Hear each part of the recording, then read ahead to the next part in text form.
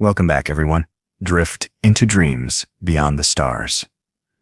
This is a broken omen from the heavens. When we talk about aliens, let's be real, it feels impossible, not to mention Area 51, the most secretive stretch of desert in America.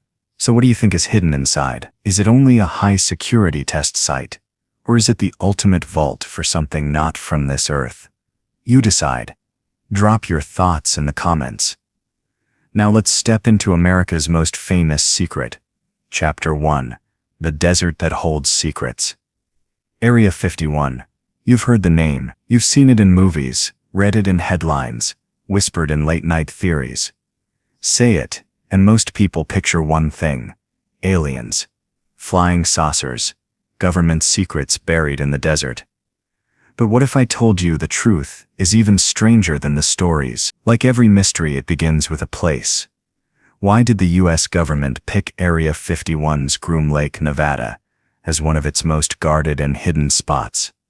On the map, it looks like nothing more than a pale scar in the desert, but on the ground, Groom Lake is ringed by fences stretching for miles, guarded by armed patrols on the ridges, and locked under a sky where no aircraft can fly without strict military clearance. To some, it's the safest airfield in the country. To others, it's the perfect cover for technology not of this world. Groom Lake itself isn't a lake anymore. It hasn't been for thousands of years. Now it's a dry basin, about 3.5 miles wide, coated with pale clay that shines in the day and seems to glow at night. Its surface is flat and tough, big enough to land a plane in any direction. For ordinary aircraft, that's useful. For something out of the ordinary, a strange design, unusual size, or new way of flying, it's perfect. That's the first reason Groom Lake is linked with alien rumors. You could land almost anything here.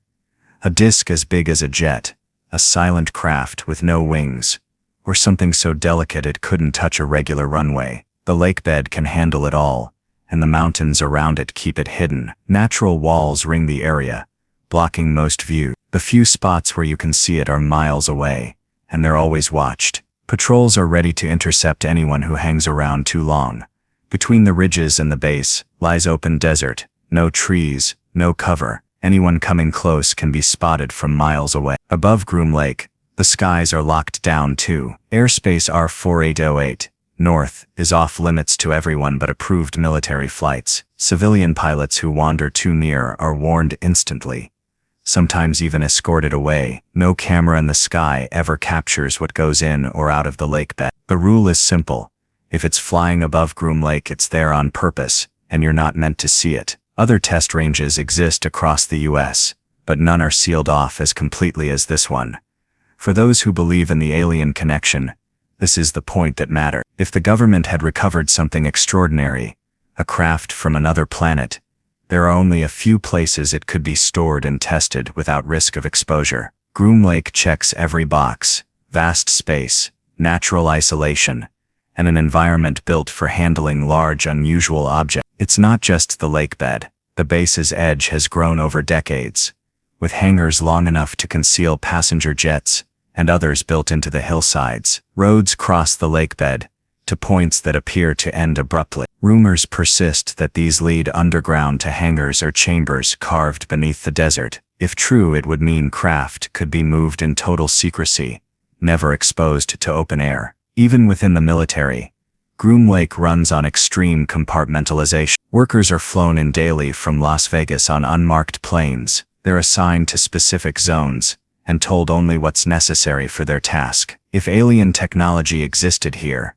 it could be kept within a handful of people, while everyone else worked on unrelated projects. Its known history strengthens the speculation. In the 1950s and 60s, the CIA used Groom Lake to test the U-2 spy plane, an aircraft that could fly higher than anything else. Later came the A-12 Oxcart, capable of speeds over Mach. Both remained secret for years, and both looked nothing like what the public recognized as a plane. If such programs could remain hidden for decades, some ask, why not something far more advanced and possibly not of human origin? The overlap between fact and rumor is where Groom Lake's alien reputation thrives. The base has a proven record of hiding extraordinary aircraft, some decades ahead of their time. That makes it easier to believe that if something truly beyond human capability existed, say a recovered craft from a crash site, it would end up here. Satellite images in the 2000s show the base expanding, new hangars, extended runways, and lakebed markings, suggesting repeated unusual use. Each new construction fuels speculation. Was the larger hangar built for a larger craft? Was the runway extension for an aircraft or a spacecraft with an unconventional launch profile? What makes Groom Lake so secure also makes it compelling in the alien debate. Other airfields can be observed from nearby hills. Not here. Other bases share their airspace with civilian routes. Not here. Other facilities have partial public views. Not here. The secrecy is total, and it's built into the land itself. Extraordinary measures usually mean there's something extraordinary to protect. For the military, it could be advanced technology decades ahead of public release. For believers, it could be something far beyond human invention. Either way, Groom Lake is unmatched for keeping a secret, whether it's a classified prototype or a craft from another world. From the nearest legal ridge, the lakebed looks still and empty. The buildings seem small against the vast white expanse, but the stillness is deliberate. Nothing here happens by accident, and anything worth seeing is hidden long before you arrive. And yet in the late 1980s, one man claimed he had seen what lay beyond the security gates. Not just the base, but another facility nearby. A place, he said, where the US government was studying technology that wasn't from Earth at all. His testimony would ignite one of the most famous and controversial alien stories ever linked to Area. Bob Lazar and the S-4 Story. By the late 1980s, Area 51's reputation as a secretive testing ground was already established. Groom Lake's runways and hangars had hosted some of the most advanced spy planes in history, all hidden from public view. But in November 1989, a claim emerged that shifted the conversation away from experimental jets and into the realm of extraterrestrial technology. It came from a man named Bob Lazar. According to him, the most important part of Area 51 wasn't Groom Lake at all. It was a smaller, even more secret facility, a few miles to the south, at a dry lakebed called Papoose Lake. Lazar referred to this place as S4. He described a row of hangars built directly into the side of a mountain, with doors angled to match the slope, so they could not be seen from above. Access was tightly controlled.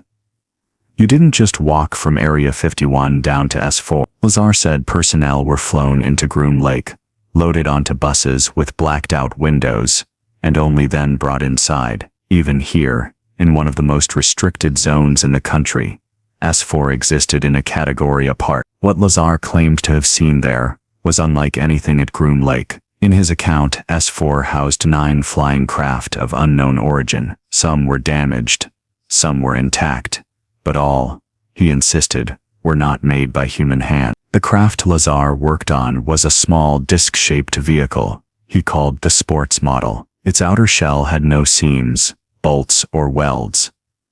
Inside, the space was cramped, with tiny seats and smooth, curved walls. Nothing resembled the cockpits of aircraft he had seen before. His assignment, he said, was to study the craft's propulsion system. At its heart was a reactor powered by an element unknown to science at the time.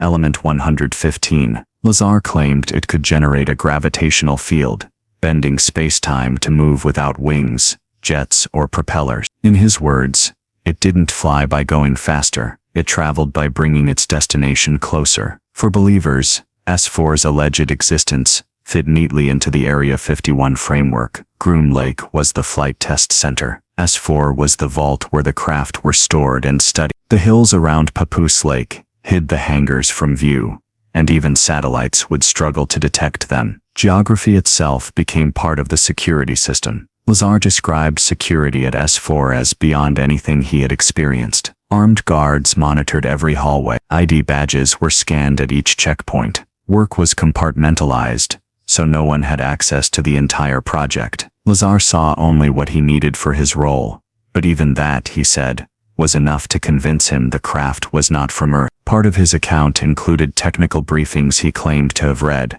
They outlined that some recovered craft were ancient, found buried, while others came from more recent crashes. All had been moved to S-4 for reverse engineering, the attempt to recreate alien technology with human methods. Before 1989, Area 51 secrecy was tied to aircraft like the U-2 and the A-12 Oxcart. After Lazar, public perception shifted. Area 51 was no longer just a testing ground. It became, in the public imagination, the center of an extraterrestrial technology program. Skeptics quickly attacked Lazar's credibility. Records of his alleged employment and education were missing or unverifiable. Critics argued that without photographs, documents, or physical samples, his story was just another rumor. Yet even some skeptics admitted he knew certain details about the base's layout and security that matched later disclosures. One of Lazar's most controversial claims involved test flights. He said he knew the schedule for when certain craft would be flown and took friends to a ridge outside the restricted zone to watch. On several occasions,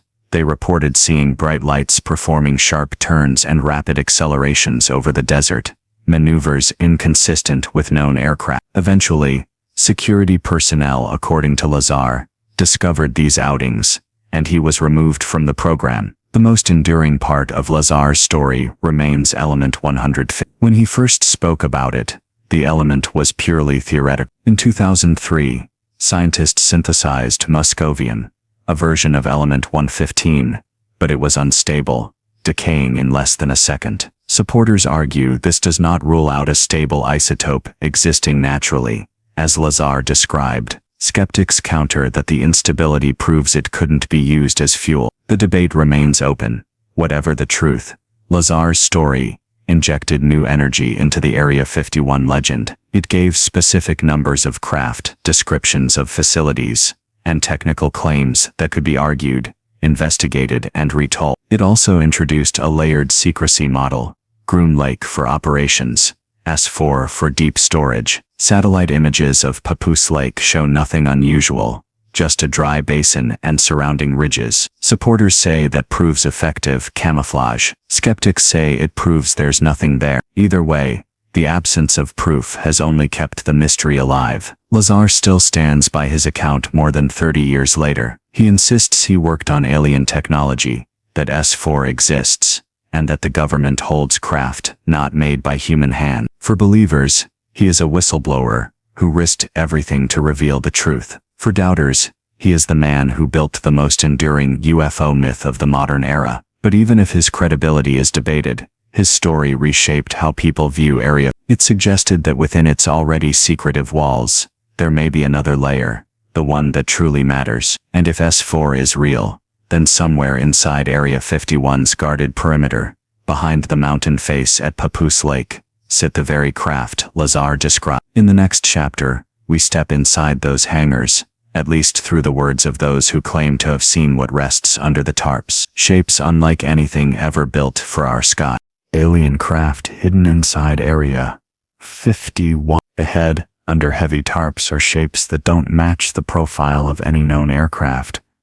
Wide discs with no visible seams, long cylinders as smooth as poured glass, and sharp-edged triangles that look more suited for cutting through space than air. This is the picture built over decades from rumors, leaks, and fragments of testimony.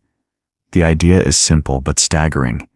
Inside Area 51's most restricted hangars are craft not built on Earth. The hangars themselves are a mix of surface structures, and if accounts are correct, vault-like chambers buried below the desert floor. On satellite images, you can see the large above-ground facility. What you can't see, and what remains the focus of speculation, are the underground spaces, said to stretch far beyond the base's visible footprint.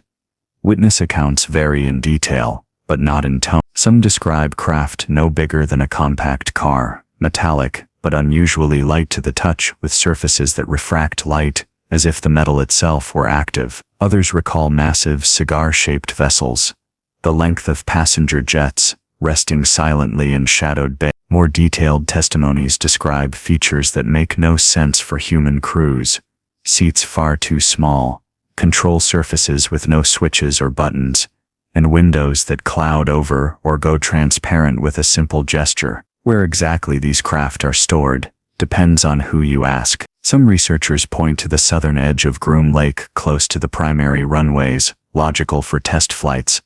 Others insist the most sensitive storage is far from the central hub, in disguised mountain entrances, or beneath the desert floor. The theories agree on one thing: access is limited to a fraction of base personnel, multiple security checks, armed escorts, retinal scans, the kind of layered clearance where even those who work there know only their piece of the puzzle. A handful of accounts claim that certain hangar doors are built directly into the slopes of nearby ridges, with outer panels shaped and colored to blend perfectly with the rock. When closed, they appear to be part of the mountain itself. In the Nevada desert, where there's little natural cover, hiding something is about engineering, not vegetation. And concealment isn't just about keeping things from ground-level observers. It's about avoiding detection from satellites or high-altitude reconnaissance aircraft. It's worth remembering that not everything hidden here is alleged to be alien. Area 51's documented history with the A-12 Oxcart, the F-117 Nighthawk, and other cutting-edge prototypes proves it's been a vault for human-made technology that was decades ahead of public knowledge. Those aircraft were concealed in much the same way as the rumored alien craft, sealed in hangars, moved undercover, and tested at night. For skeptics, that history is explanation enough. But for those who claim inside knowledge, there is a line, a point at which the shapes, materials, and engineering no longer match anything built by human hands. One former contractor described walking into the wrong bay in the lake. Inside was a silver disc about 30 feet across, sitting on short supports. The hull had no visible rivets or seams. Sections of the craft's skin were removed and placed on raised platforms, where small teams in clean suits examined them under intense light. No engines, no wiring, at least nothing recognizable. He was removed within minutes, told firmly he'd entered the wrong sector. A civilian truck driver, contracted to deliver specialty materials to the base, recalled unloading near a bay blocked by large partitions. Even so, he caught a glimpse of several tarped objects, with contours unlike any fuselage he'd hauled in his 30 years. The curves were too uniform, too symmetrical, as if they had been cast in a single piece. Some researchers point to the size of certain hangars as another clue. Satellite images have revealed structures with footprints far larger than needed for modern fighters or bombers, capable of housing aircraft with unprecedented wingspans or bulk. Skeptics argue these could be for radar arrays or large drones. Believers see them as overbuilt for a reason, designed to accommodate objects unlike anything in current aviation. Then there's the underground question. Rumors of subterranean vaults beneath Area 51 have persisted since the 1980s, fed by alleged whistleblowers, speculative engineering diagrams, and even seismic surveys that hint at large excavated spaces. In this version, hangars on the surface are just the access point. Below, entire levels of storage, labs, and machine bays stretch for miles, connected by tunnels wide enough for trucks or even rail systems. Such a network would make it possible to move craft between locations without a single exposed moment in the open air. Security in these spaces, by all accounts, is absolute. Electronic tracking of personnel, physical escorts, zone-specific clearances. No one moves freely. If a craft is under examination, entry might be restricted to fewer than a dozen people in the entire bay. Even maintenance crews, according to some stories, are briefed only minutes before entering a secured section, escorted in and escorted out as soon as their task is complete. And so much of what filters out comes from accidents. A glimpse through an open door, a half-heard comment, or a visual anomaly spotted from a distant ridge. Over the decades, a handful of witnesses have held on to those brief impressions, later describing them in interviews, sometimes with their identities hidden, sometimes not. The skeptical counterpoint remains constant. These strange shapes and tight security are what you'd expect for classified military projects. Triangular outlines could be stealth prototypes. Discs could be aerodynamic test beds for exotic propulsion research. And underground facilities are standard for any operation requiring climate control and shielding from surveillance. But even among former military personnel familiar with black projects, some say the objects they've seen at Groom Lake defy conventional explanation. No exhaust, no intakes, no control surfaces, Hulls that seemed to shimmer slightly as though their texture wasn't fixed, proportions that didn't make sense for human crews or standard aerodynamic needs. The historical precedent works both ways. In the Cold War, spy planes like the U-2 and A-12 were hidden here years before the public learned of them. If alien technology had been recovered, whether from a crash site or another source, the same infrastructure could be adapted to keep it hidden for decades. The lingering question for believers isn't whether these hangars could hide such craft, it's whether they still do. Decades have passed since some of the most famous Area 51 claims were made, yet the satellite images still show the same massive hangars, some with visible expansion. Occasionally a new building appears with no explanation. If the reverse engineering program exists, perhaps some craft have been dismantled and replaced, or maybe certain items are simply too valuable, too dangerous, or too incomprehensible to ever leave storage. Through all the speculation, the core image endures. A silent row of hangars along Groom Lake, their contents known only to the select few. Behind those doors could be technology capable of shifting not just military power, but our understanding of history and physics itself. And while those doors stay closed, the desert beyond them is open sky, at least in theory. There outside the fence line, a few witnesses claim to have seen movements hinting at what lies inside. Lights darting in the night, shadows crossing the horizon, sudden bursts of speed that no known craft could match. In the next chapter we leave the hangars behind and step out into that desert, to hear from the people who say they've watched the mystery in motion. Witnesses outside the fence. The hangars of Area 51 are closed to the public, but the desert beyond its perimeter is, in theory, open. In practice, it's a thin strip of accessible land hemmed in by warning signs, patrols, and the quiet presence of unmarked vehicles on distant ridgelines. In this vast openness, some say the base's secrets have briefly crossed into view. For decades, a small but determined group has stood at the edges of Groom Lake's restricted zone. Ranchers on their own land, hikers on public peaks, road trippers along Highway 3075, watching for movements that hint at what might be hidden inside. One of the most enduring sets of accounts comes from ranchers who've worked the surrounding land for generations. They know the sound of helicopters on patrol, the slow arc of a C-130 transport, the bright wink of jet afterburners. But they also recall nights when the desert turned strange. The silence would be broken not by noise, but by light moving low over the scrub, gliding smoothly toward the base, then darting away in sudden angular bursts that no conventional aircraft could match. Some of these lights traveled close to the ground, as though skimming the earth. Others rose vertically, hung still for a moment and vanished. The witnesses, seasoned enough to know military training patterns, insist these weren't routine exercises. The restricted boundary is more than a line on a map. It's a ring of posted warnings, dirt access roads, and roving patrols. Camo dudes, as locals call them, sit in unmarked white or tan pickup trucks on high ground, watching through binoculars. Approach too closely, and you'll find them between you and the fence line in minutes. Their presence wordless, but point. In earlier decades, before the government extended the perimeter in the 1990s, there were places where you could get a long, clear view across Groom Lake. From those spots, visitors sometimes reported seeing objects rise silently into the air, or descend as though dropped on invisible strings. A former mining prospector still remembers his camp in the late 1980s.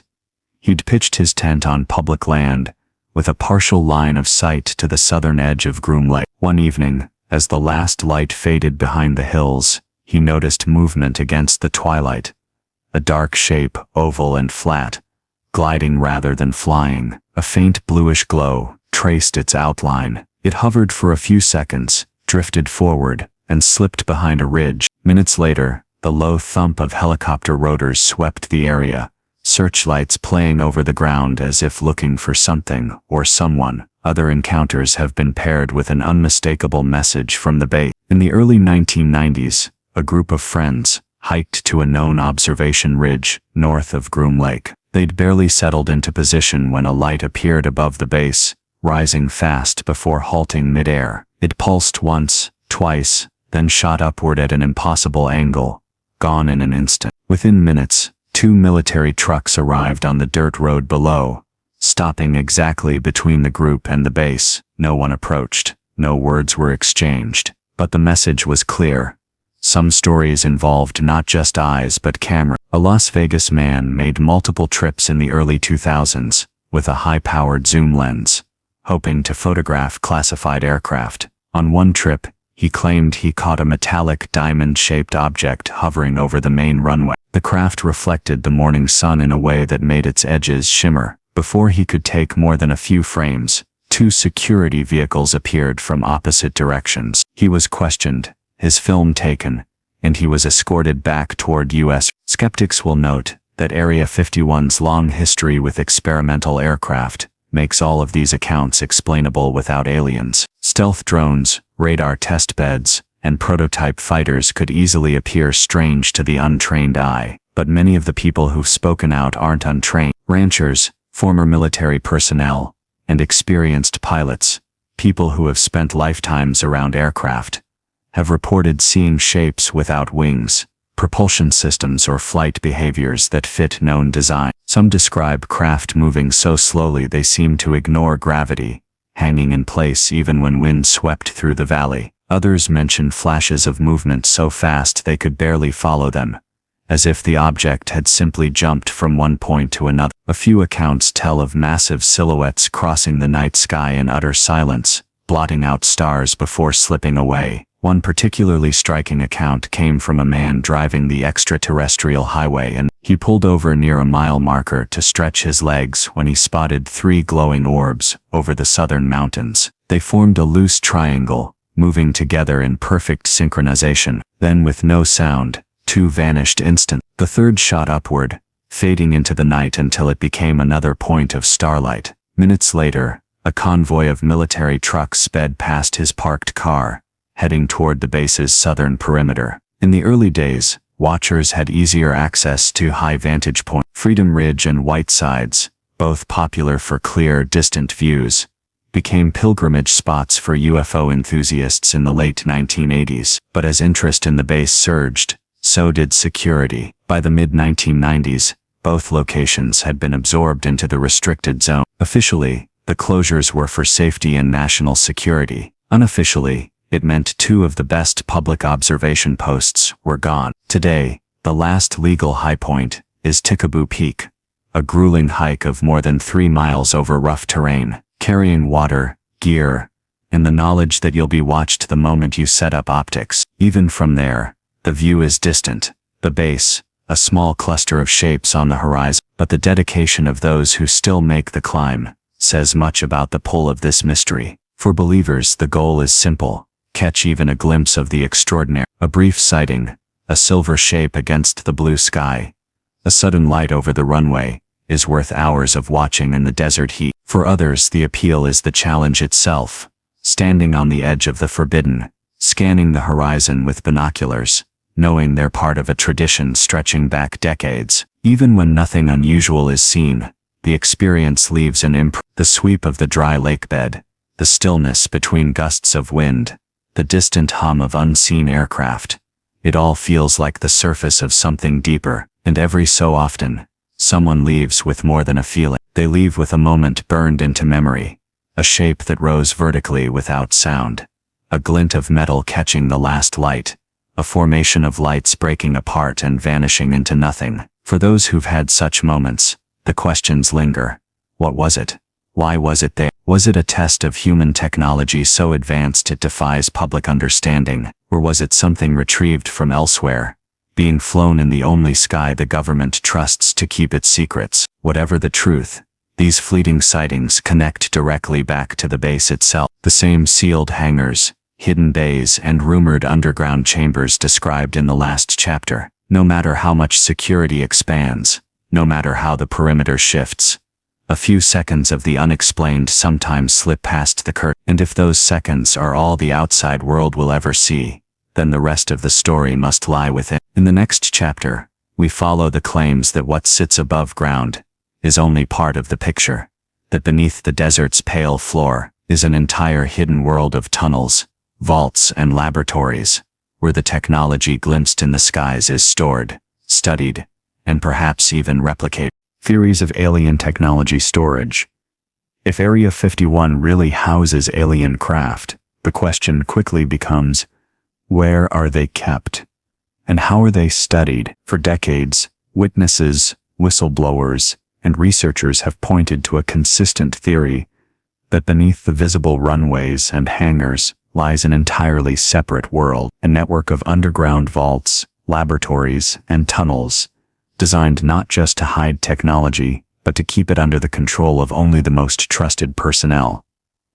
The idea of vast underground facilities isn't unique to Area 51. Many Cold War-era military sites were built with subterranean command centers, safe from satellite surveillance and nuclear attack. But in the case of Area 51, the secrecy is said to extend far beyond human technology. The claim is that these hidden chambers store and study craft and materials not built on Earth.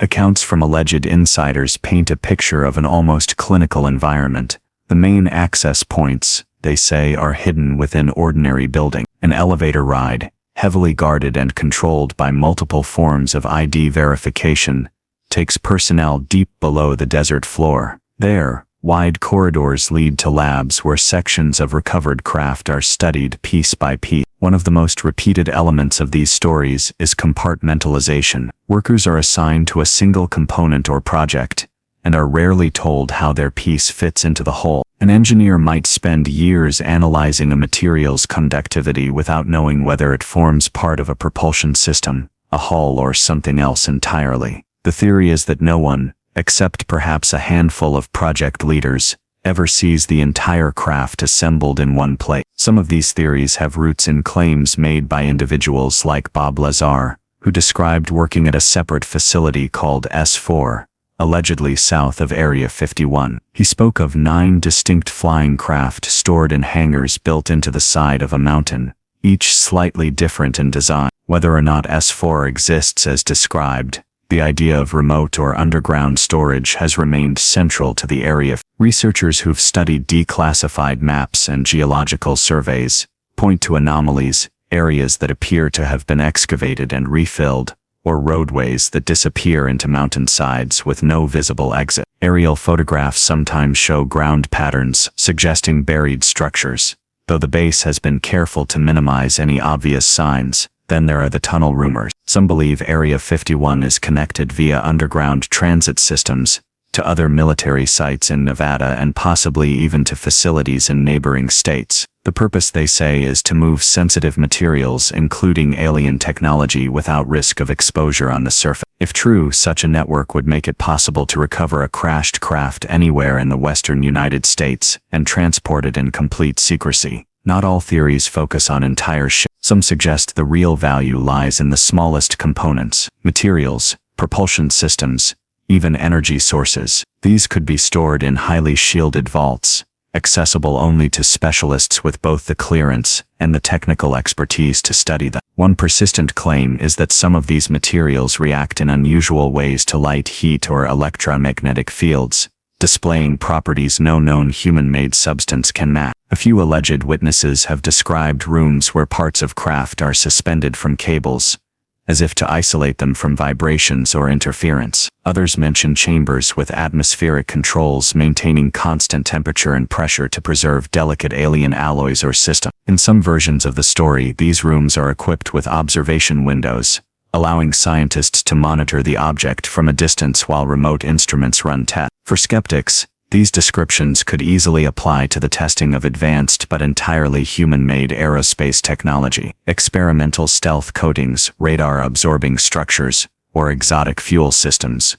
would all require similar conditions. The counter-argument from believers is that the secrecy here goes beyond even the highest classified human projects, that the lengths taken to isolate and compartmentalize are consistent with the need to protect something far outside our current technological understanding. The spy plane connection provides a bridge between the plausible and the extraordinary. Area 51's history with projects like the A-12 Oxcart and F-11-17 Nighthawk shows the base is fully capable of developing revolutionary aircraft in complete secrecy. For those convinced of the alien connection, It's not a stretch to imagine the same infrastructure being used for reverse engineering extraterrestrial technology. In fact, some go further, suggesting that breakthroughs in stealth and propulsion were themselves the result of studying such recovered craft. One particularly enduring theory is that recovered alien technology has been broken down into specific research programs, each assigned to different contractors. By distributing the work,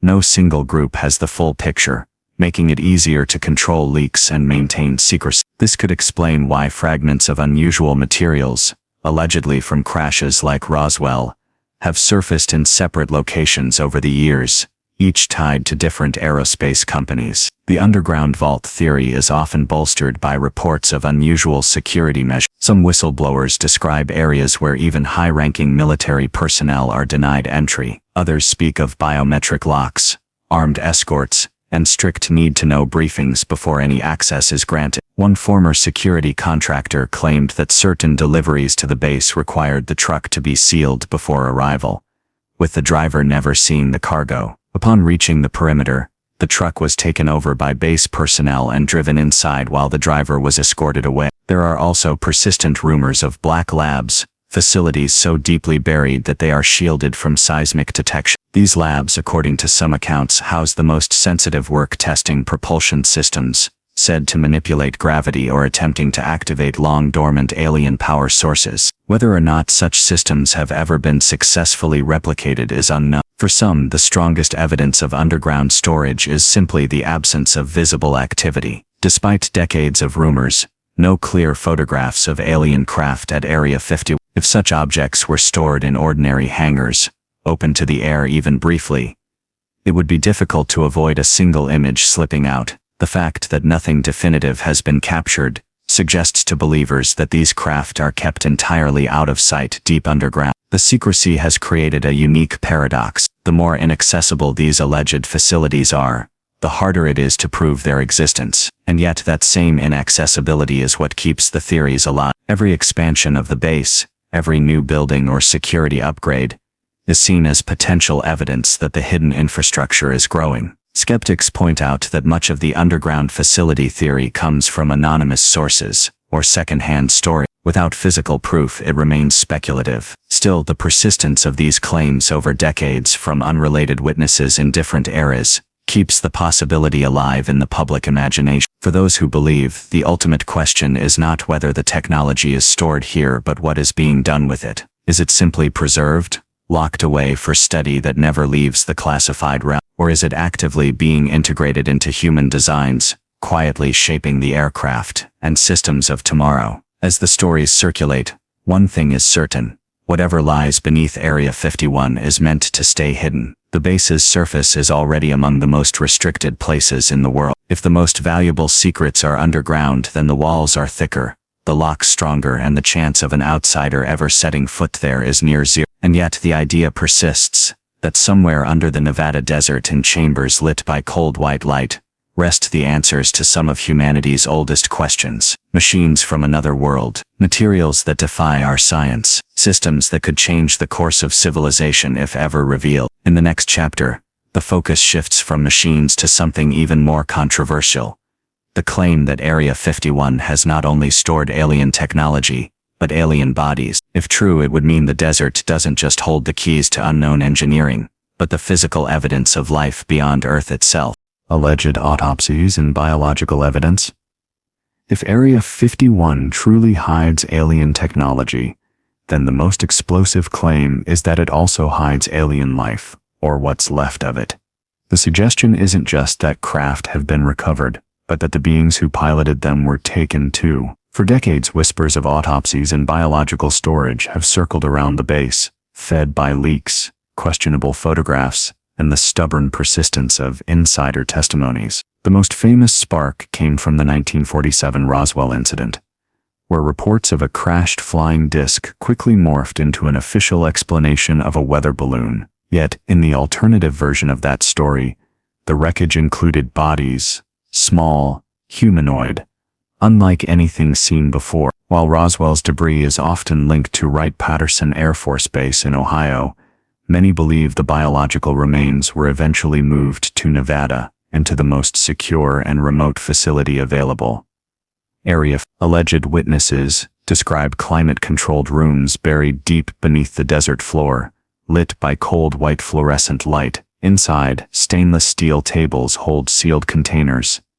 some large, some no bigger than a suitcase. The temperature and humidity are carefully regulated, and the rooms are accessible only to personnel with the highest clearance. The claim is that some containers hold preserved tissue samples, while others contain entire bodies in cryogenic suspension. One persistent element of these accounts is the idea of Level 3, or Blue Lab facilities, codenames whispered by supposed insiders to describe the section where biological materials are kept. The design is said to resemble a medical research wing, with airlocks, decontamination showers, and negative pressure rooms to prevent any airborne contamination from escaping. The alleged autopsies themselves are shrouded in controversy. Some reports come from individuals claiming to have participated, others from those who say they saw photographs or film reels during classified briefings. The descriptions are often similar: bodies between 3 and 4 feet tall, with enlarged craniums, small facial features, and thin, elongated limbs. The skin is usually described as grayish or pale, with a texture more like parchment than flesh. In the mid-1990s, the so-called Alien Autopsy film briefly captivated the public. Released by British producer Ray Santilli, it showed what appeared to be a medical team dissecting a small, gray-bodied being. Critics dismissed it as a hoax. Santilli himself later claimed it was a reconstruction of real footage, but the film reignited interest in the possibility that somewhere in a locked vault, the real images still exist. Some whistleblowers claim the autopsies weren't done at Area 51 at all, but at other secure locations, with the remains later transferred to Nevada for long-term storage. Others argue the opposite, that the base's isolation and layered security make it the ideal location to perform any such procedures without risk of outside detection. Then there are the more disturbing accounts, stories of biological evidence that wasn't a corpse in the traditional sense. A few insiders have spoken of specimens that were still alive, at least briefly, after recovery. These accounts are rare and heavily disputed, but they describe beings under observation in controlled environments, breathing slowly, or displaying faint signs of movement. According to these stories, any such survivors were kept alive for as long as possible, though whether communication was ever established remains unknown. From a scientific perspective, the handling of any non-human biological sample, whether alien or not, would require extreme precaution. Containment labs designed for the world's most dangerous pathogens already exist on Earth, rated as Biosafety Level 4 facilities. These are equipped with sealed environments, independent air systems, and specialized waste disposal. The descriptions of Area 51's alleged blue labs mirror this kind of setup, though adapted for unknown physiology. For skeptics, the entire subject can be explained by misidentification, disinformation, or outright fabrication. Bodies described as alien could have been test dummies, experimental life support mannequins, or even classified military equipment, mistaken for something biological. In the 1950s and 60s, the U.S. Air Force did conduct high-altitude parachute tests, using human-like dummies, some of which were recovered in strange conditions that fueled UFO rumors. Yet for believers, the consistency of certain details across unrelated testimonies is hard to ignore. Even decades apart, witnesses describe similar anatomical features, similar preservation methods, and similar secrecy surrounding the storage of remains. The fact that these descriptions have surfaced from multiple individuals, some claiming direct involvement, others only glimpses, keeps the possibility alive. One compelling thread ties back to reverse engineering claims. If Area 51's engineers truly have access to alien craft, then studying the biological remains of their pilots could be just as important as examining the technology. Understanding how these beings function, their biology, neural structures, and environmental needs, could help explain how they operated their ships or even why they crashed in the first place. There are even theories that some recovered materials are hybrid, combining biological and technological elements. This idea, sometimes called biomechanical integration, suggests that the craft might be partially organic, or that the pilot and the ship operate as a single system. In that scenario, storing and studying the body would be inseparable from storing and studying the craft itself. Over the years, Researchers have tried to piece together a map of where such biological evidence might be kept within area. Satellite imagery offers no clues, and insiders are careful never to reveal specific locations. Some believe the remains are stored in chambers directly beneath the main hangars, allowing for immediate transfer from recovery vehicles to secure storage. Others think the storage is far deeper in isolated vaults connected to the rest of the facility only by secure elevators. Security, as always, is said to be absolute. Personnel working anywhere near these alleged labs are monitored at all times, and conversations about their contents are strictly forbidden. One oft-repeated story tells of a contractor who accidentally entered the wrong corridor and was intercepted within seconds by armed guards. He claims he saw a glimpse through a partially open door, a room with a surgical table, and something small lying beneath a sheet. He was escorted out without a word. Skeptics argue that such stories are convenient, impossible to verify, easy to embellish, and they're right. Without photographs, samples, or direct access, the truth remains out of reach. Yet the persistence of these claims, and the way they intertwine with other aspects of Area 51 lore, make them impossible to dismiss entirely. The US government's position has never wavered. Area 51, they say, is a testing ground for advanced aircraft and systems, nothing more. When pressed about alien remains, officials laugh it off as science fiction, but the absence of proof has never equaled proof of absence. And in the case of Area 51, the mystery is often more powerful than the facts. For those who believe, the biological evidence is the final confirmation proof that the alien presence isn't just about machines in the desert, but about visitors themselves. If such remains exist, they represent one of the most profound discoveries in human history, and if they're hidden in a vault beneath Area 51, then the Nevada desert may be guarding more than just technology. It may be holding the bodies of beings from another world. As we move forward, the focus shifts from those who might have been stored there, to the people who claim to have seen them, the insiders whose leaked testimonies, however questionable, have kept the alien legend alive for decades. Mid-roll break. Still with us, everyone, just checking in. If you're enjoying our journey into Area 51, give this a like, and if you're new here, hit subscribe so you never miss more UFO secrets and hidden mysteries. Drop a comment below. What do you believe is really hidden out here in the Nevada desert? We'd love to hear your thoughts. Now settle in, the next chapter is just a step away. Insider accounts and leaked testimonies.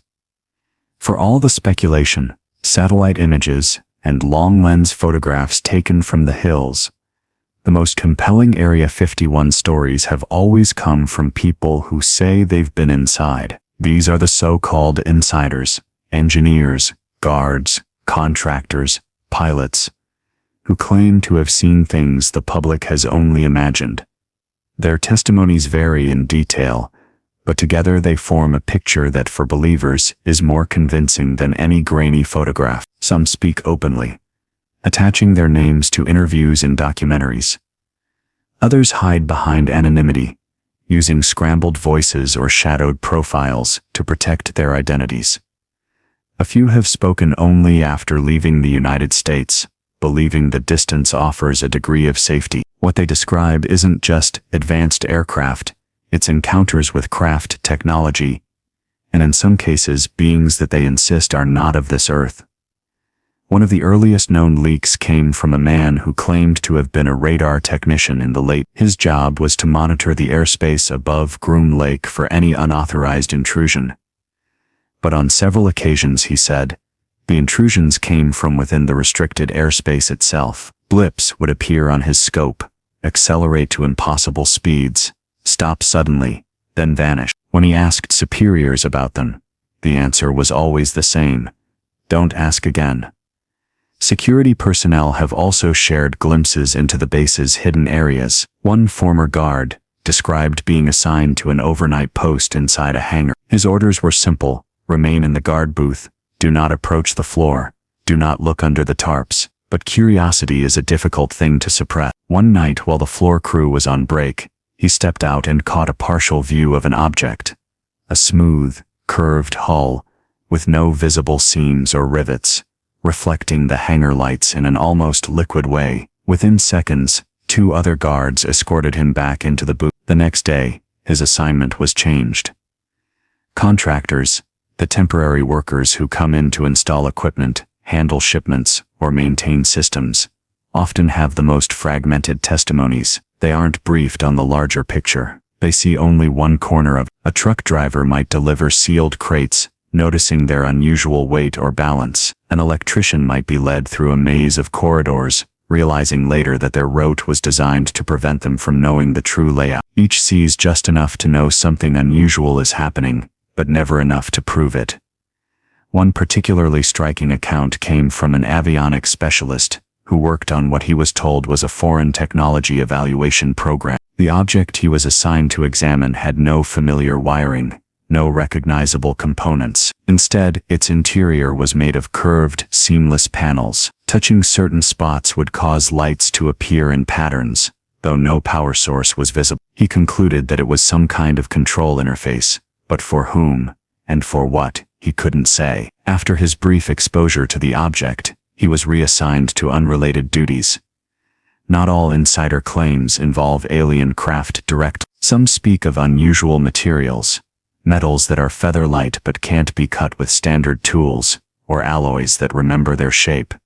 Springing back after being bent, in the 1990s, a machinist alleged that he had handled such a material while fabricating test fixtures. He described it as a dull, silvery sheet that could be folded like paper, only to return to its original form without a crease. Whether this was alien technology or simply an advanced human alloy remains unknown. Then there are the testimonies about being. These are rarer and often met with skepticism, even within UFO research circles, yet they persist. A man claiming to be a former medic at the base described an incident where he was rushed into a sealed medical bay. Inside, under heavy security, was a small figure lying on a gurney. It was humanoid, but with disproportionate features, a large head, thin limbs, and eyes that seemed too large for its face. He was told to monitor vital signs and keep records, but was given no information about the patient's origin. He worked the assignment for 2 nights. On the third, the bay was empty, and the subject was never mentioned again. Of course, the shadow of disinformation looms over all these accounts. Intelligence agencies have a documented history of planting false stories to confuse adversaries, and in the world of UFOs,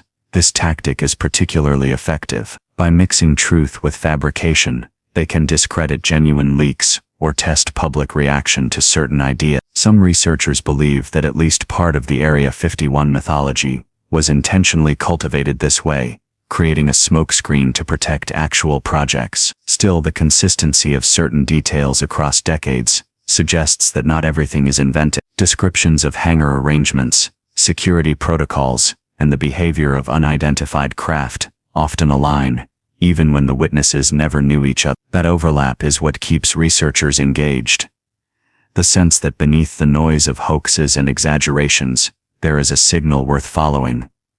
A recurring element in these testimonies is the extreme compartmentalization inside the bay. Workers know only their small piece of the puzzle, and interaction between departments is minimal. A propulsion specialist might never speak to an avionics engineer. A security guard might have no idea what's in the building they're guarding. This ensures that even if someone talks, they can't reveal the whole picture. It also means that leaks are piecemeal, each one offering just a fragment of the mystery. Some insiders claim that even the most unusual craft they saw were kept hidden during the day, brought out only at night for testing. Flights were conducted under cover of darkness, away from satellite passing. Observers posted on nearby ridges sometimes reported strange lights during these hours, lights that darted, hovered, or zipped away at blinding speed. In the eyes of believers, these sightings were the public's brief glimpse into the secret world described by the inside. The spy plane connection surfaces here too. Several insiders admit that what they saw could have been advanced human technology,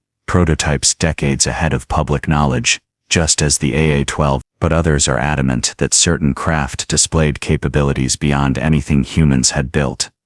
Silent hovering, instant acceleration, or the ability to pivot in midair without banking. The risk for these insiders is real. Many speak only after retirement, or from outside the United States. Some have been threatened with loss of pension, or legal action if they reveal classified details. A few claim to have been followed, harassed, or warned by unidentified individuals after sharing their story. Whether these threats come from official channels or overzealous believers is hard to determine, but the effect is the same. Silence. For the public, these leaked testimonies serve as a bridge between the inaccessible world of Area 51 and the imagination. They offer just enough to suggest the presence of something extraordinary without ever crossing into proof. For skeptics, they're cautionary tales about the unreliability of memory, the ease of embellishment, and the dangers of confirmation bias. For believers, they're puzzle pieces, tantalizing hints of a truth that remains locked behind fences, cameras, and armed patrols. And so the stories continue. A guard glimpses a craft under a tarp. A technician touches a panel that lights up without power. A medic sees a patient who doesn't belong to our world. Each account fuels the legend, adding depth and texture to the mystery. Whether they are fragments of truth, disinformation, or pure invention, they ensure that Area 51's alien reputation endures. As we move into the next chapter, the focus shifts from the people to the place above them, the skies over Area 51, where unidentified craft are said to perform impossible maneuvers in plain view of the most restricted airspace in the United States. The UFO hotspot above Area 51. The skies above Area 51 are some of the most heavily restricted in the world. Officially known as R488N, this patch of airspace over Groom Lake is off-limits to all civilian and even most military flights. Its boundaries are patrolled electronically and physically. Any unauthorized aircraft entering it risks interception within minutes, if not seconds. And yet, despite the intense security, or perhaps because of it, the sky has become one of the most reported UFO hotspots in the United States. From the ridges of Tikaboo Peak to the barren stretches of the extraterrestrial highway, observers have spent countless nights watching the darkness above the base, hoping for a flash of movement, or a light that defies explanation. For those who claim to have seen something, the sightings share familiar traits: sudden acceleration without sound, abrupt stops, hovering at impossible altitudes, or instant directional changes that no known aircraft can achieve. Many of these accounts come from pilots, men and women, who understand the limits of aviation and are confident when something violates them. One former Air Force pilot described watching a bright object drift silently over the base during a night training flight. It held position for several minutes before shooting straight upward and disappearing. The maneuver was so fast and vertical that, in his words, it might as well have been teleportation. He reported it through unofficial channels, but nothing came of it. Civilian observers on the ground tell their own stories. In the 1990s, a small group of UFO enthusiasts camped near the perimeter fence, using high-powered binoculars and night vision scopes. One night, they spotted a set of glowing orbs rising slowly above the Groom Mountain. The lights formed a triangle, hovered for a moment, then accelerated so quickly they vanished in less than a second. Some in the group thought they had witnessed a classified aircraft test. Others were convinced it was something non-human. Skeptics argue that many of these lights can be explained by military activity. The base has long been a testing ground for advanced stealth aircraft and drones, some of which produce unusual flight patterns when viewed from a distance. High-speed maneuvers, abrupt stops, or erratic movement can sometimes be attributed to optical illusions, especially in the clear desert night. But that explanation doesn't fit all reports. Even among seasoned observers, there are accounts of objects performing maneuvers beyond the limits of physics as we understand them. One such account comes from a civilian pilot who flew near the restricted zone's outer edge. At 25,000 feet, he spotted what looked like a metallic sphere pacing his aircraft. No wings, no visible propulsion. It matched his speed for nearly a minute before darting away so fast it left no visual trace. Patterns have emerged over time. Many sightings occur just after sunset, when the desert floor is still lit but the sky above is darkening, a perfect contrast for spotting bright or reflective objects. Others happen in the pre-dawn hours, when the base is most active in testing to avoid satellite surveillance from foreign power. Those who watch regularly say the most active nights are often preceded by unusual military activity on the ground. More convoys, more security patrols, and the rumble of heavy equipment moving toward the hangars. The spy plane connection is hard to ignore here. During the Cold War, the A-12 Oxcart and SR-71 Blackbird were tested in these very skies, producing speeds and profiles that would have seemed impossible to an uninformed observer. The same was true of the F-117 Nighthawk in the late 1970s, an aircraft whose angular design could easily be mistaken for something otherworldly. This precedent means that some sightings could indeed be human-made technology, decades ahead of public knowledge. Yet insiders, some of whom we heard from in the previous chapter, insist that not all craft tested above Area. They describe flights where the object in question made no sound at all, hovered without visible means of lift, and accelerated instantly to supersonic speeds without a sonic boom. In some cases, they say the craft would execute sharp right-angle turns at high velocity, something that would subject a human pilot to fatal G-forces. Photographic evidence is rare and often inconclusive. Cameras are banned anywhere near the perimeter, and enforcement is strict. Most of the known images have been taken from great distances through haze or heat distortion, producing little more than bright spots against a dark background. A few frames of clearer footage exist, but their authenticity is endlessly debated. For those who have seen these skies at their most active, the experience is unforgettable. One Nevada resident who worked on construction projects near the base in the 1980s recalled finishing a shift just after midnight. As he loaded his truck, a formation of lights appeared overhead, 6 glowing spheres, arranged in 2 parallel lines. They moved in perfect unison, then one by one vanished, as if someone had flipped a switch. There was no sound, no contrail, nothing left behind. The area's restricted status adds another layer to the mystery. Anyone caught too close risks fines, arrest, or even having their equipment confiscated. This means that many sightings go unreported publicly. Witnesses fear legal trouble as much as ridicule. Still, enough accounts have surfaced to keep the legend alive. Some researchers believe that Area 51 skies are intentionally used as a stage. If the base is testing alien-derived craft, what better way to normalize their presence than to let a few be seen at a distance, blending them into the broader UFO lore? This theory suggests that sightings aren't accidental leaks, but carefully managed glimpses meant to misdirect attention from the base's real work. Others think the exact opposite, that the military does everything possible to hide alien craft flights, and that the sightings represent genuine slip-ups. In this view, the lack of consistent patterns is proof of deliberate concealment. The most extraordinary flights, they argue, happened far from prying eyes, perhaps over even more remote parts of the Nevada test and training range. One thing is certain. For decades, the skies above Area 51 have produced reports that challenge conventional explanation. Whether these objects are advanced prototypes, foreign surveillance vehicles, or truly alien craft, the fact remains that they are flying in the most controlled airspace in the United States. Whatever they are, they're there by design. The connection to alien technology is strengthened by the similarities between these sightings and those reported in entirely different contexts, from naval pilots over the Atlantic to civilians in rural South America. The shapes, the movements, the silence. These patterns suggest that whatever is in the skies over Groom Lake is part of a larger phenomenon, not an isolated quirk of one test facility. For the casual observer, standing miles from the base with binoculars in hand, the experience is a mix of anticipation and futility. Hours can pass without a single unusual light. Then, in a brief moment, something streaks across the sky, too fast to track,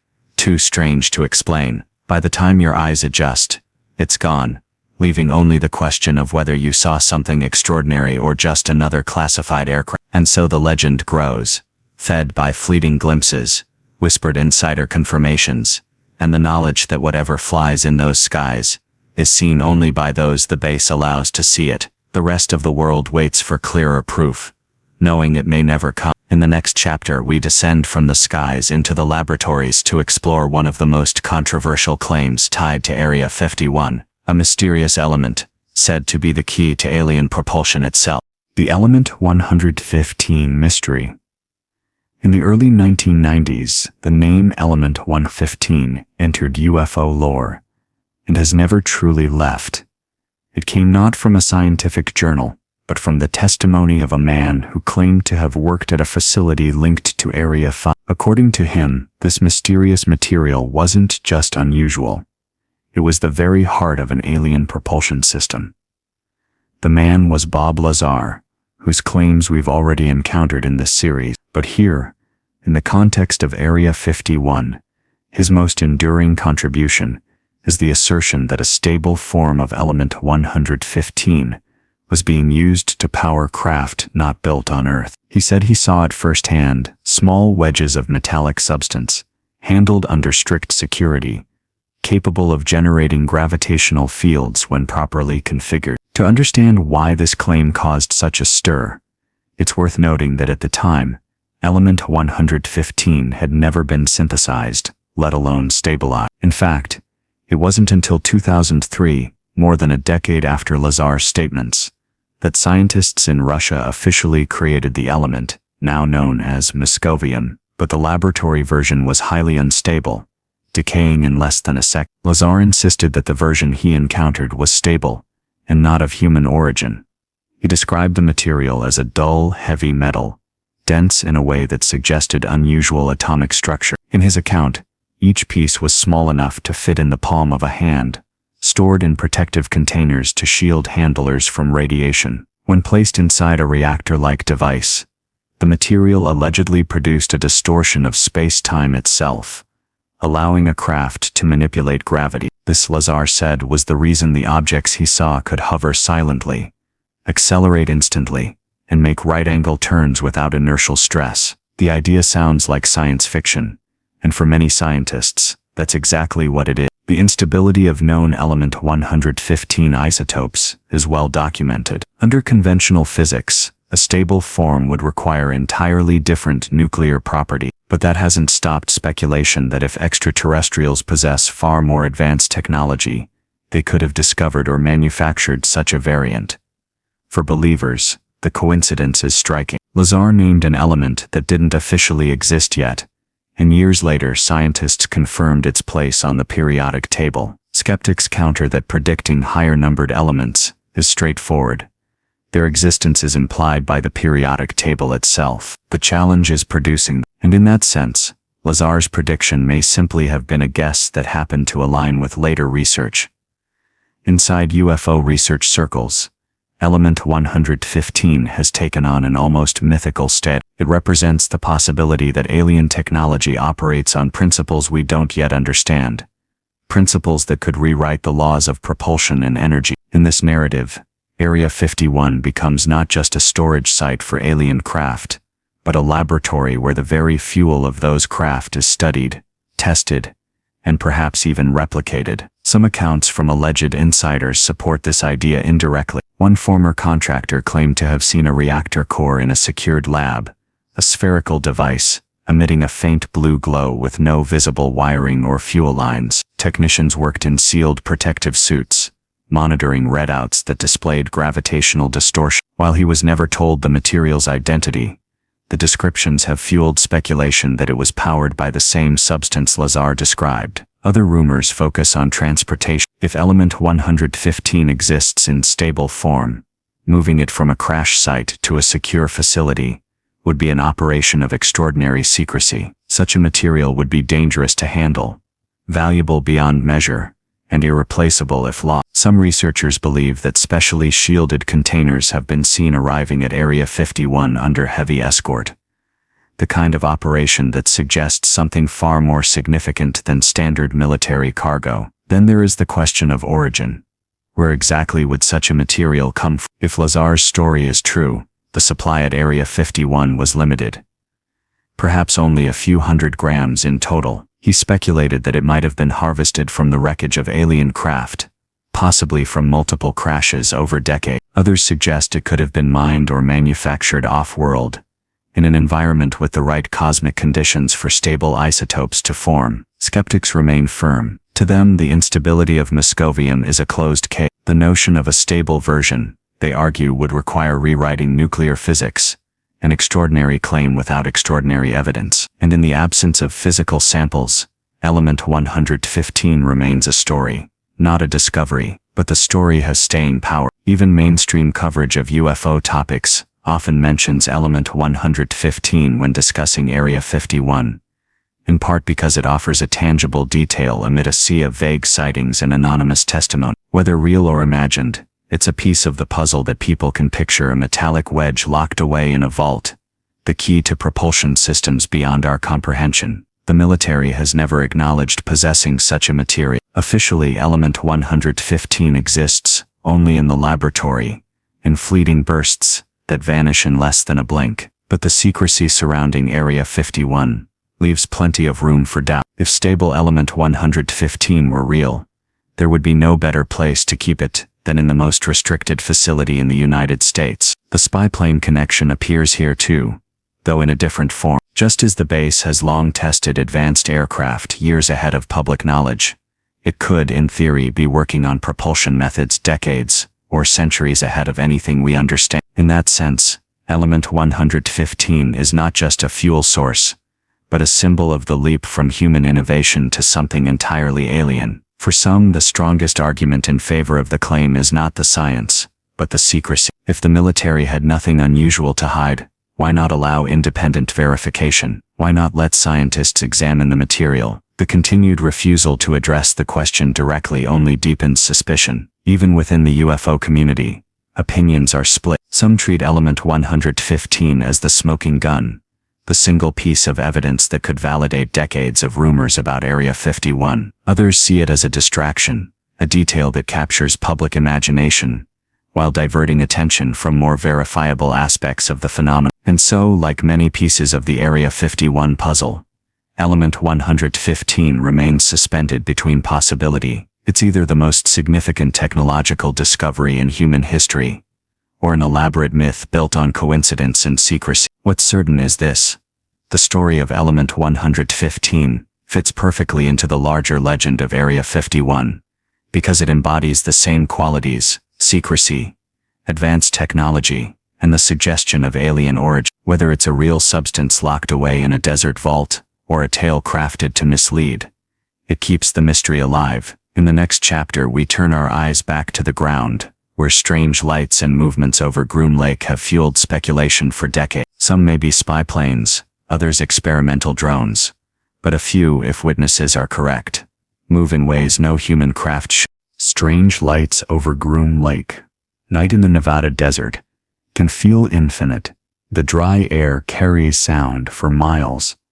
Yet most nights around Groom Lake are so quiet that even the hum of a distant generator stands out. To those who have camped on the public land near Area 51's boundary, the darkness is broken only by the stars, until something brighter and far stranger appears. For decades, witnesses have reported lights over Groom Lake that behave unlike any aircraft they've seen. Some glow steadily, others flash or change color mid-flight. A few move in smooth, deliberate paths before vanishing instantly, as if switched off. And perhaps the most unsettling detail, these lights appear in one of the most tightly controlled airspaces on Earth, where nothing is supposed to fly without clearance. Many accounts come from amateur observers who trek to vantage points like Tickaboo Peak or the long dirt road leading toward the main gate. On certain nights, they say the sky above the base comes alive. A white orb might rise slowly from behind a ridge, hover silently for minutes, then shoot straight up until it fades into the black. Others describe zigzag movements, quick shifts in direction that would tear apart a conventional jet. Some of these sightings fit the profile of advanced military aircraft being tested. Groom Lake has been home to countless prototypes over the years, including stealth planes and drones that moved unlike anything known to the public at the time. A triangular light formation in the 1980s might have been the F-117 Nighthawk,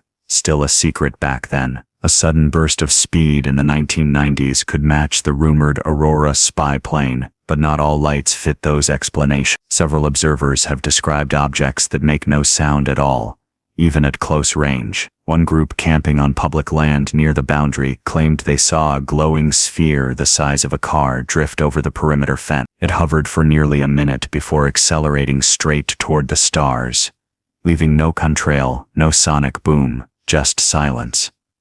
Security personnel, often referred to by locals as camo dudes, have been known to monitor these observers closely. In some cases, witnesses say lights appear only after security vehicles arrive in the area, as if the base itself is aware of who's watching. This has led to speculation that some sightings could be deliberate displays, either as intimidation or as a form of misdirection. One of the most famous public accounts came from a pair of hikers in the mid-1990s. They reached a ridge overlooking part of the base at night and saw a brilliant blue light hovering above the runway. It moved horizontally, without any visible means of propulsion, then tilted and shot upward at an angle that would be impossible for any human-piloted craft. When the hikers returned a month later, the same light appeared, but this time it was accompanied by a dim red glow that seemed to follow it at a fixed distance, like two objects moving in formation. In other cases, the lights seemed to mimic known aircraft before doing something extraordinary. A witness might see what looks like a conventional plane's navigation lights,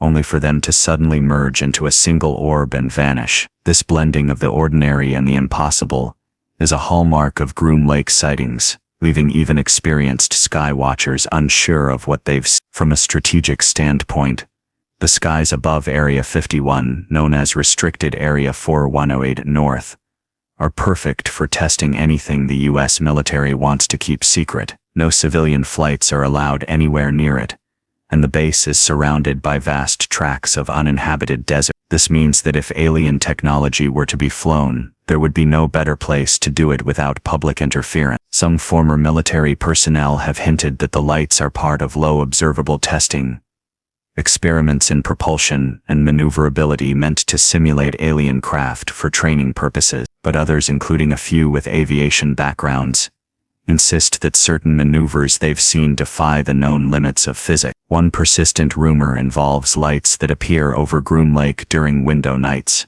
times when activity peaks and multiple objects are seen moving in the same airspace. According to longtime watchers, these nights are not random. They often follow stretches of total inactivity, as if the base schedules concentrated test periods. Some believe this is when alien-derived craft are flown, taking advantage of minimal satellite coverage and perfect weather conditions. Interestingly, some lights have been reported inside the base perimeter, moving low to the ground. These are often described as glowing orbs, skimming just above the desert floor, weaving between structures or disappearing into hangars. A few witnesses claim to have seen them enter the side of a mountain, vanishing as if swallowed by a hidden entrance. Skeptics argue that many of these lights are simply experimental drones, flares or atmospheric effect. Heat shimmer, lens flares from cameras, or even reflections from distant lights could explain some reports. And in a place as shrouded in secrecy as Area 51, the absence of hard photographic evidence makes it difficult to separate the extraordinary from the mundane. Yet the consistency of certain descriptions keeps the mystery alive.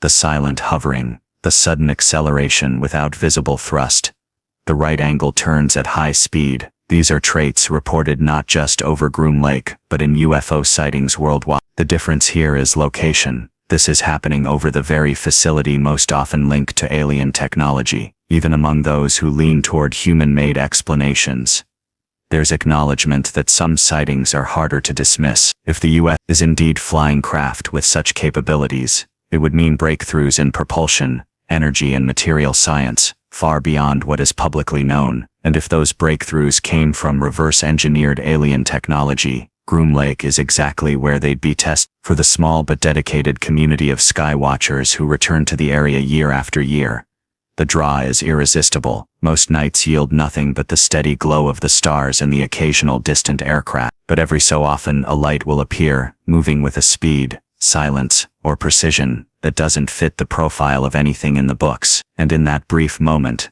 the possibility of something extraordinary becomes hard to ignore. Whether these strange lights are the product of human ingenuity or something far older, they have become part of the living legend of Area 51, fleeting proof to some that the base hides technology far beyond public knowledge. And yet, despite decades of sightings, the U.S. government maintained an official stance of silence. It would take until 2013 for them to even admit the base existed, and when they finally did, what they revealed raised as many questions as it answered. Government silence and the 2013 acknowledgment. For more than half a century, the official position of the United States government on Area 51 was simple. It did not exist. Maps showed nothing but empty desert. Official documents either omitted the base entirely or blacked out any reference to it. Even in classified settings, The term Area 51 was avoided, replaced with designs like Groom Lake or the test site. This silence was more than policy. It was strategy.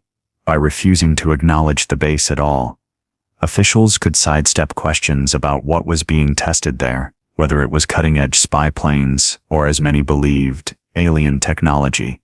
The less said, the less that could be challenged.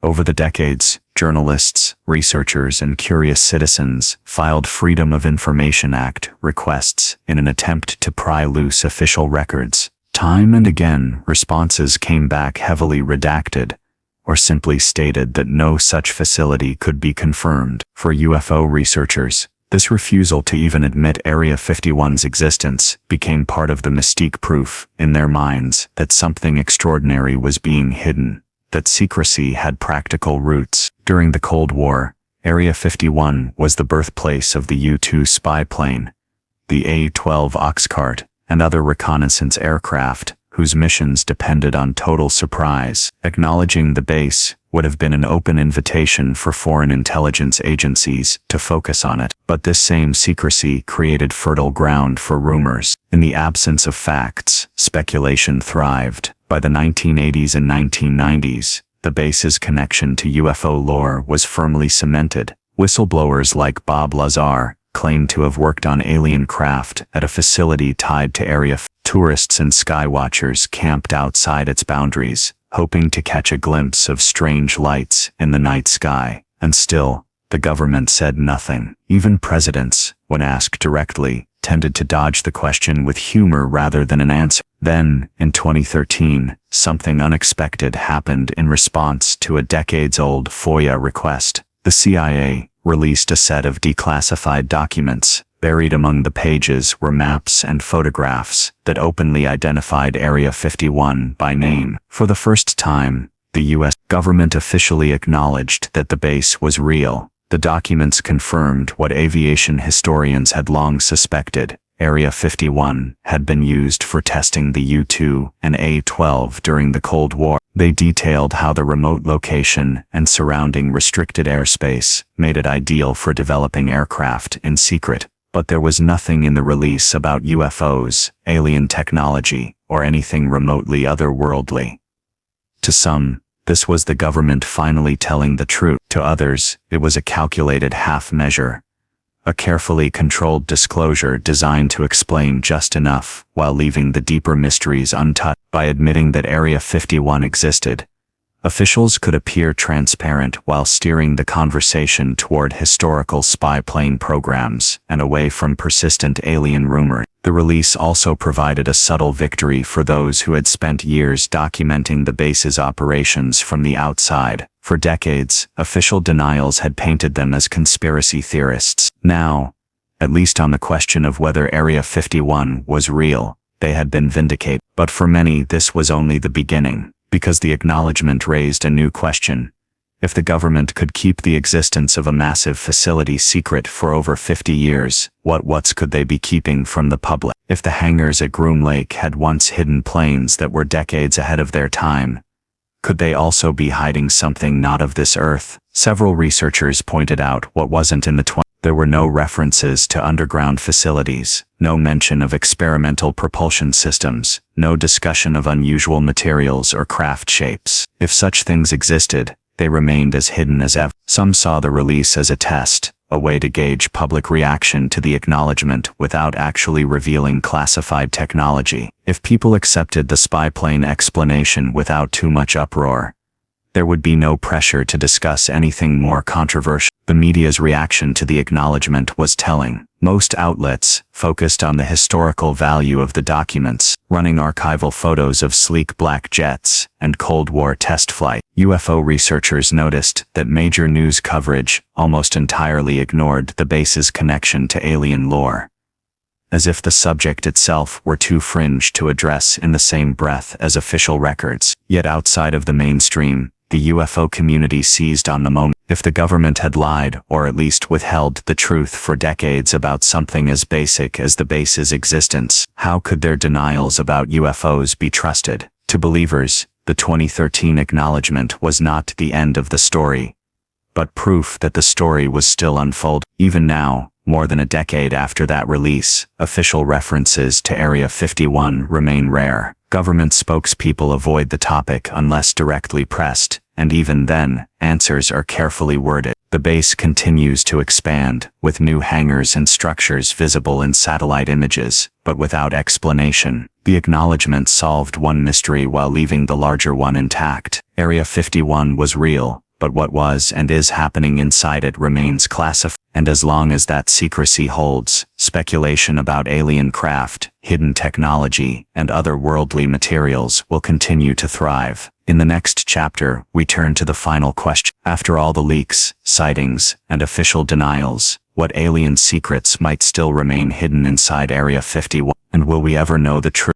unanswered alien secrets of Area 51? For decades, Area 51 has been at the center of one of the most enduring questions in modern UFO history. Does the United States government possess alien technology? And if so, is it hidden here?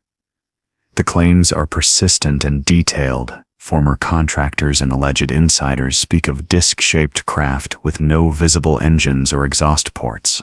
Some describe surfaces that ripple as if alive, or metals that remain cool to the touch, yet feel impossibly light. There are accounts of transparent panels that turn opaque instantly, control systems with no physical buttons, and power sources that defy known engineering.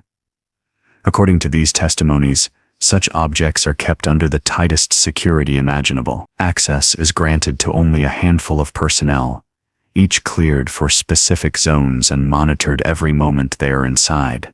In some stories, even senior engineers were only shown small sections of a craft, never the whole. Movement inside certain facilities is described as tightly choreographed, with escort teams ensuring that no one sees more than they are cleared to view. One of the most controversial claims involves biological evidence, bodies allegedly recovered from crash sites, stored in sealed environments within the base. These stories vary in detail, from vague references to non-human entities to highly specific descriptions of autopsy. Some whistleblowers say these remains were studied for biological and body details, while others claim they were kept intact for decades. None of this has ever been proven. No photos, no confirmed documents, no physical samples have ever been shown publicly. And yet, the similarity in the stories is striking. People from different places with no link to each other have described almost the same shapes, materials, and security rules. Skeptics have a simple answer. Big claims need big proof, and so far none exist. If something as huge as alien technology or bodies were really hidden at Area 51, they argue, solid proof would have surfaced by now, smuggled photos, leaked blueprints, or insiders ready to go fully public. Believers, however, say the base itself explains why proof hasn't come out. In a place where even janitors are screened, checked, and escorted, sneaking out anything physical is nearly impossible. Here, the only leaks are spoken stories, easy to dismiss, easy to deny. And when such claims do appear, they're often met with character attacks or legal threats that stop others from speaking up. Timing also matters. If alien craft were found in the mid-20th century, it could have taken decades before any real understanding of the technology was reached. Some researchers believe that parts have long since been moved from Area 51 to other secure bases once the site became too well known. In that view, Area 51 may now be a cover still testing advanced jets, but no longer keeping the most sensitive alien material. Others argue the opposite. The base's fame actually helps, pulling attention away from other secret locations while still hiding its true purpose. The secrecy around possible alien technology raises a bigger question.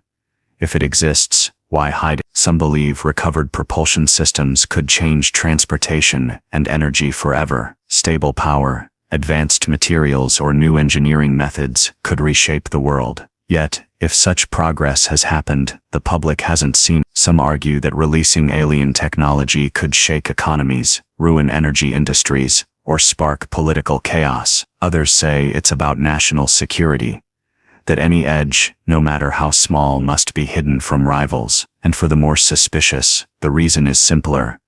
Control. Keeping advanced tech secret secures power, not just in war, but over the future of human progress itself. The US government has always denied that Area 51 holds anything alien. In 2013, when they finally admitted the base was real, officials described it only as a Cold War test site for spy planes like the U-2 and A. If there was really nothing to hide, why not end the rumors once and for all?